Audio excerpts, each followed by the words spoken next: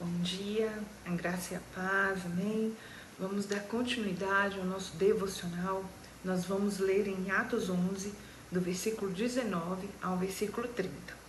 Enquanto isso, os discípulos que haviam sido dispersos na perseguição, depois da morte de Estevão, chegaram até Fenícia, Chipre e Antioquia da Síria. Pregaram a palavra, mas somente os judeus. Contudo, alguns dos discípulos que foram de Chipre a Cirene até Antioquia começaram a anunciar aos gentios as boas novas a respeito do Senhor Jesus. A mão do Senhor estava com eles, e muitos desses gentios creram e se converteram ao Senhor. Quando a igreja de Jerusalém soube do que havia acontecido, enviou Barnabé a Antioquia. Ao chegar ali e ver essa demonstração de graça de Deus, alegrou-se muito e incentivou os irmãos a permanecerem fiéis ao Senhor. Barnabé era um homem bom, cheio do Espírito Santo e de fé, e uma grande multidão se converteu ao Senhor. Então, Barnabé foi a Tarso procurar Saulo. Quando o encontrou, levou-o para Antioquia. Ali, permaneceram com a igreja um ano inteiro, ensinando a muitas pessoas. Foi em Antioquia que os discípulos foram chamados de cristão pela primeira vez. Durante esse tempo, alguns profetas viajaram de Jerusalém a Antioquia. Um deles, chamado Ágabo, pôs-se em pé numa das reuniões e predisse, pelo Espírito, que uma fome viria sobre todo o mundo romano. Isso se cumpriu durante o reinado de Cláudio.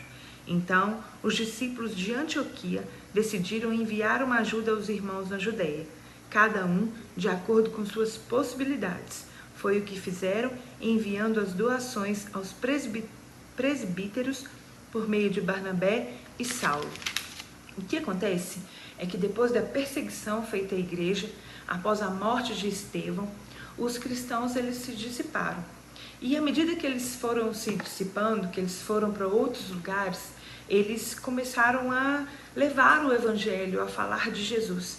E por onde eles passaram, eles chegaram em Antioquia. E lá eles falaram de Jesus. E a palavra diz que muitos gentios se converteram ao Senhor. E a verdade é que aonde o evangelho ele chega, ele traz poder e ele traz transformação para as vidas que o recebem. E essa é a proposta do evangelho.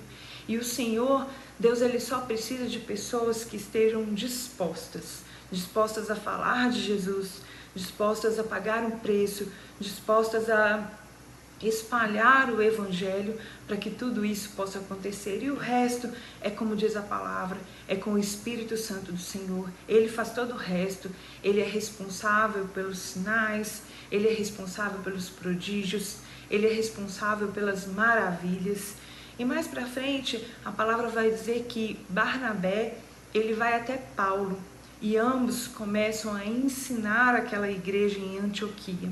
Então a igreja, ela vai crescendo em ensino.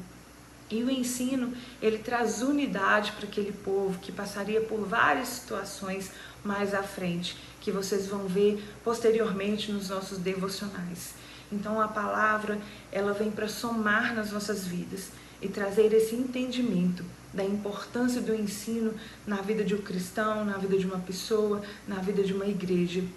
Isso gera crescimento, isso gera unidade para as nossas vidas. Que essa palavra ela venha abençoar o seu dia e o seu coração e que ela venha te fortalecer em fé, em nome de Jesus. Amém?